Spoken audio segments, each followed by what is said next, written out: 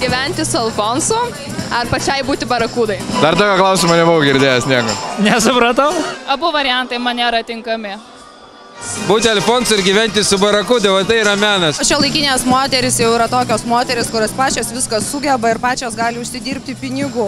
Jeigu jinai gera, tai jinai moka priversti tave gerai jaustis. Tai gal ir apsimoka ją išlaikyti. Nu jau turbūt, kad geriau visgi pirmas variantas. Nu Alfonsas tai... Ne. Nu žinok, nei tas. Man atrodo, tik tai normalūs santykiai įmanomi tik tai tada, kai ne vienas žmogus nėra labai aukščiau kito. Vis tiek jaučiu rinkčiausi būti barakuda, nes niekaip negerbčiau vyro, kuris, ta prasme, nesugebėtų net savęs išlaikyti. Man atrodo, jos paprastai išsiduoda labai greitai. Kaip atpažinti barakudą? Kiekvienas vyras matyt žino, bet iš tikrųjų užduotis nėra labai lengva.